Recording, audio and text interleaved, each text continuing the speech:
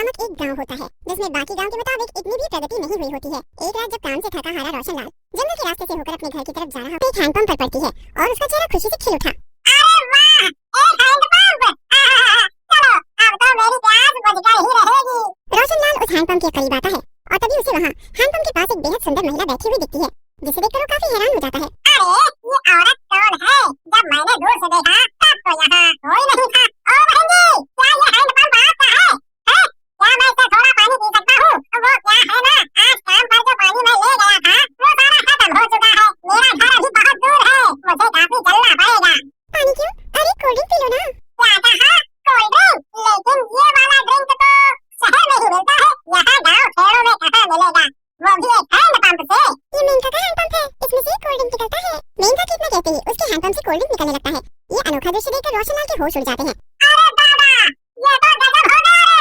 ये हैंडपंप में से तो वाकई में कोल्ड ड्रिंक ही निकलने लगा है। हाँ, कहा था ना मैंने, मेनका के हैंडपंप में से कोल्ड ड्रिंक निकलता है, पानी नहीं, क्योंकि मेनका के हैंडपंप सबसे अलग और अनोखा है।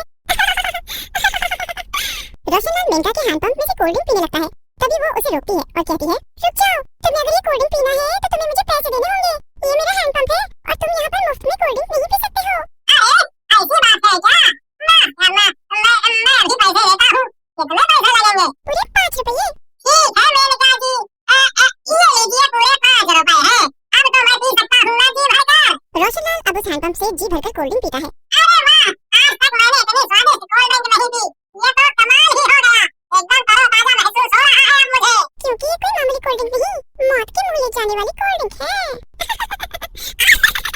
तभी अचानक से रोशनलाल के सीने में तेज जलन होने लगती है और वो चलने लगता है और मेनका अपने असली चुड़ैल रूप में आ जाती है। मेनका का चुड़ैल रूप देखकर रोशनलाल की हवाएं उड़ जाती है। मैं हूँ हैंडपंप में से कोल्ड ड्रिंक बेचने वाली चुड़ैल मेनका। जो भी मेरे हैंडपंप का कोल्ड ड्रिंक पीता है वो अपनी जान से हाथ धो बैठता है। रोशनलाल जलकर राख हो जाता है और चुड़ैल उसकी राख उठाकर अपने मटके में भर लेती है। चुड़ैल मेनका की खुशी का तो कोई ठिकाना ही नहीं होता, मजा ही आ गया।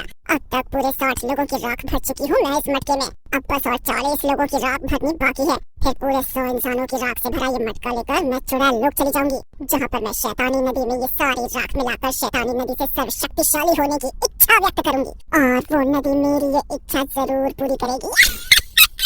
रात भर जब रोशनलाल घर नहीं आया होता है तभी उसकी बीवी भावना और माँ पूनम परेशान हो जाते हैं। हे भगवान, माँ जी, मैं सुबह से 2 बार दिया जला चुकी हूँ, पर दिया जाने के बार-बार बुझे जा रहा है। न जाने क्या हो रहा है ये सब, न जाने ये कहाँ है। पूरी रात बीत गई पर इनका कोई अता पता नहीं है। भावना बहू, घबरा मत, भगवान जी पर भरोसा रख, सब कुछ अच्छा ही होगा। तू एक काम कर, रोशनलाल की दुकान पर जाकर देखा। माँ जी, मैंने वहाँ भी पता लगा लिया है, लेकिन रोशनलाल जी वहाँ पर नहीं है। वो कल रात को ही काम से निकल चुके हैं और अब तक यहाँ नहीं।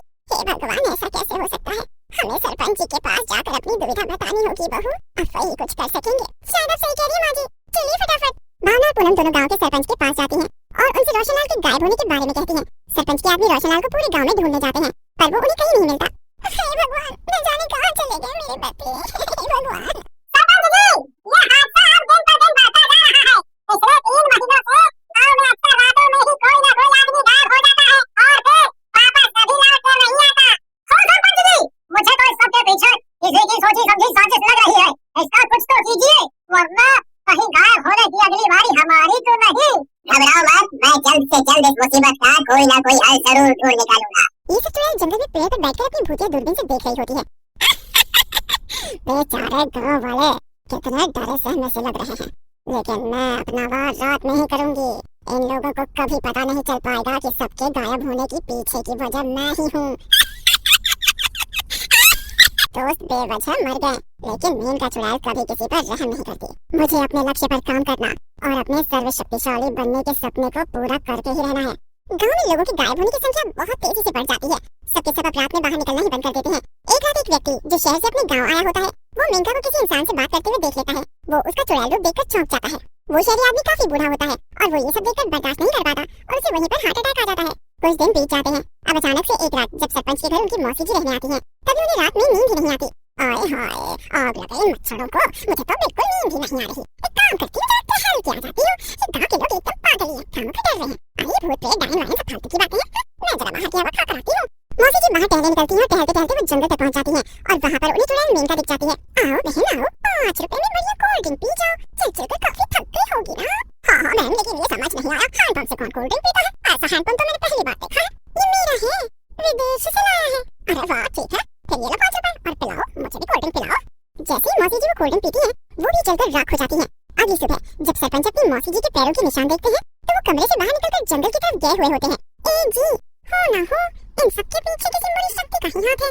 बहुत दूर से एक बड़े और नामचीन तांत्रिक बाबा को बुलाया जाता है, जो गांव की भूमि के बीचों बीच हवन करते हैं। तांत्रिक गांव वालों को मेनका चुड़ैल की सारी सच्चाई बताते हैं।